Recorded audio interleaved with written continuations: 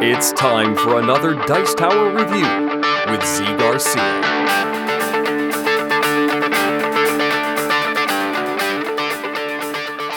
Hey folks, today I'm taking a look at Echo, or Eco, I'm not sure. And in this one, as you can see, the game is a gorgeous looking game. This box is amazing.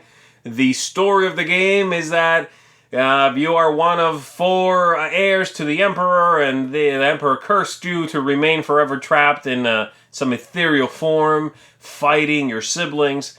There's this whole story, but ultimately the game is very much an abstract strategy game in which you are trying to strategically move your pieces, block off other players, build some buildings, and come out ahead either with the most points or by just nuking everybody else. Let me show you a brief overview of how the game works, and then I'll tell you if I think this is a good abstract game. Here we go.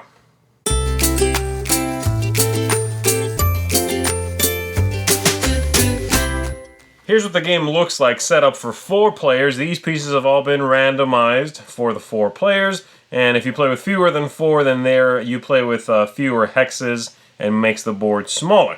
Each player, after having done all this, then each player is randomly given one of the armies, and they are given the player board here to match up with that army. As you can see here, each one has some pretty fantastic artwork on it, but very bizarre artwork as well. And then once you get your board, that lets you know which army is yours. Your pieces are up here. And then you take the matching pieces and you place them on your board here. And so you're going to have one big building that sits on that spot. You are going to have several of these pieces here that are going to sit on these spots. Several of the smaller ones sit on that. And you're pretty much ready to begin once you've filled this in. You have up here a space for extra pieces of yours, a space for captured pieces, which I'll talk about, and then a little guide down here to help you out, okay? The objective of the game is twofold. You can win in one of 2 ways. You can either eliminate everybody else's pieces from the board, or if you get to 12 points and are eligible for the win, then you win that way, and I'll talk about that in 1 second. The turns go very simply. On your turn, you are first going to take an action, and then you are going to reinforce the board. Your action can be different things, several things. So let's say I am this player, the light blue. All of my pieces, by the way, are the same except for one piece, which is my Emperor right here. And before the game begins, everybody is allowed to take their Emperor and switch it with any one other piece, just for for protection, basically. So I would do this perhaps, and then everybody would get a chance to do that, and then I can start the game. On my turn, I can do, like I said, one of several things. The first thing I can do is I can move one of my pieces. I can move to reinforce, which means I put this piece on top of another one, and now this is a stack of 2. Or I can simply move. Assuming this is an empty spot already, I can just move into it. That's fine. Or I can move to attack. Move to attack requires that the piece that is attacking is larger than the piece that is being attacked. And so if I have a stack of 2 there, I could attack this piece here, remove it from the board, move into its space, and give this back to the player to whom it belongs, and they'll be able to redeploy it later on. Okay, so there is that. The pieces can have up to 4 tokens height.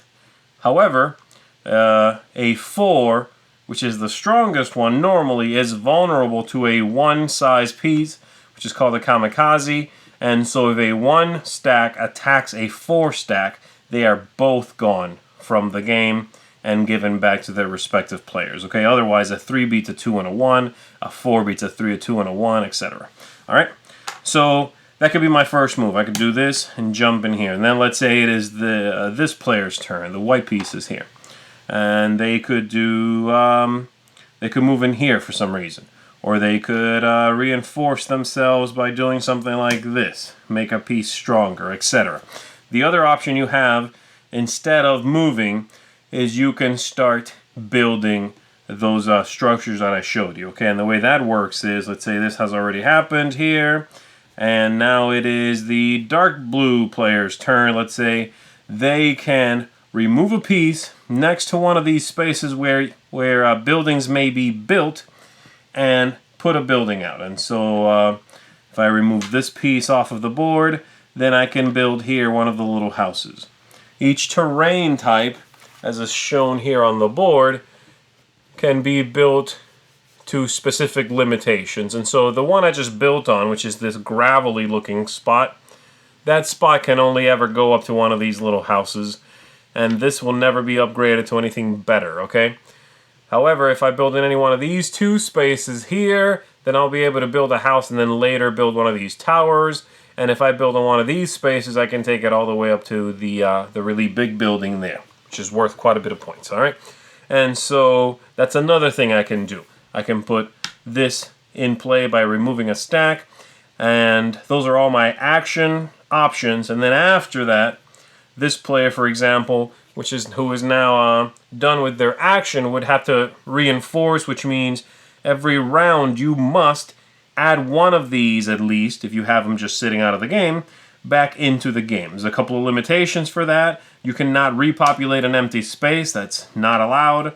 And you cannot ever repopulate a space next to someone else's, or reinforce rather, a space next to anyone else's building.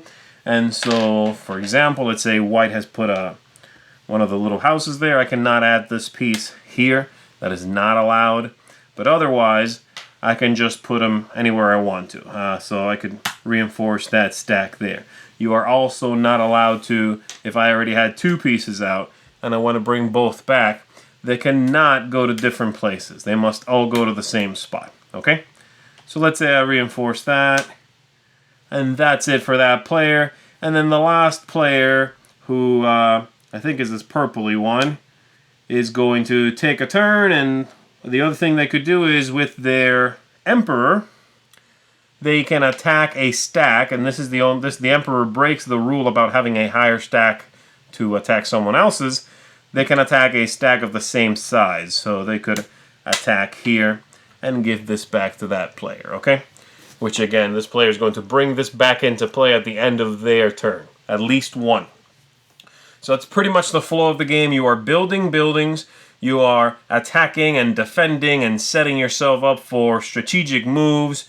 The points that you score are going to come from what's out there, which is going to be the houses that you've built out there. Each one's worth 1 point. So when you remove the house, that little dot is showing there, which means you have 1 point.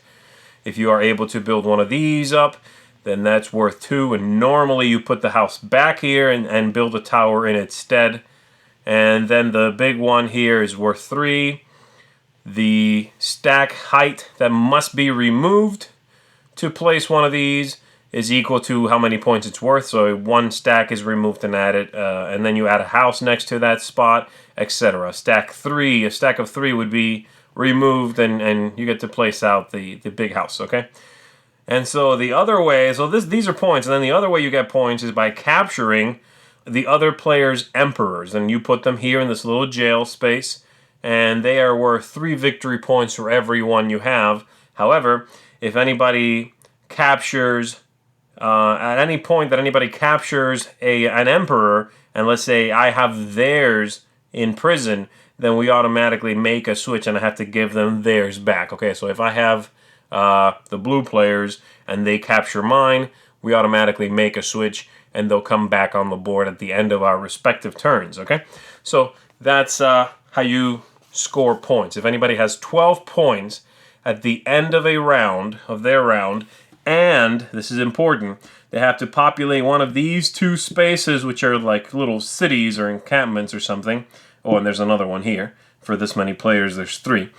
If you occupy one of those places with a building and you have 12 victory points, you win the game. The other way you win the game is just wiping people out. And so if you're the last one standing, you win the game as well. As you can see, the board is going to shrink as you play, and eventually a lot of these pieces are going to be gone, and you can make moves that take you, let's say this is all gone. I could make a move now as this player that takes me over all of these empty spaces and goes in here and attacks this spot, for instance. Okay? That's allowed. As long as you're moving through empty spaces, then you can do that. So the board is less populated, but the movement opportunities start to really open up, so you got to be careful with that as well. That's pretty much it. There's a couple of other smaller rules I'm not going to go into, but that's pretty much the flow of the game. Attacking, defending, being careful with your buildings. There is an ability for you to take over someone else's building. So, white player, there is a way for them to steal a building from someone else. So you got to watch out for that. But lots of tactics, as you can see. And then at the end of the game, if you have the 12 points and the necessary building, you win. Or if you wipe everybody else out, you win the game. This is a game that I was particularly intrigued by as soon as I heard about it. The cover, like I said, I think is very pretty. The abstract nature of it, I like abstract games, and if they're going to be this gorgeous, then I am particularly interested. And the game did not disappoint. I think it's a spectacular abstract game with lots of tactics, lots of interesting things to consider, evolving, engaging gameplay, lots of variants in the box, which I didn't even talk about, but there are tiles you can overlay on the board, and they change up some of the tactics and strategies in the game. It's a great package. I've enjoyed it. I enjoy it more with 4 players than with fewer, but 3's also excellent, but 4 is the way to go. Try it with that many at first. Just a great abstract game, absolutely a gem in the genre. You got to check this one out if you like abstract games at all. Really engaging. A strange theme. Makes for a really clean art, though, and very interesting and gorgeous artwork on the pieces and the board, I think. But the gameplay is really the star of the game here, and I think it shines brightly. Eco is a solid abstract game. If you like the genre at all, like I said, you got to check this one out. 2 thumbs way up from me. Eco. Thanks so much for watching the Dice Tower videos. Find more great videos and reviews, as well as our top-rated audio podcast at Dicetower.com. You can also find other great shows at Dicetowernetwork.com. I'm Eric Summerer, and you've been watching The Dice Tower. The Dice Tower is sponsored by Cool Stuff Inc., where you can find great games for great prices. Cool stuff in stock. Check them out at CoolStuffInc.com.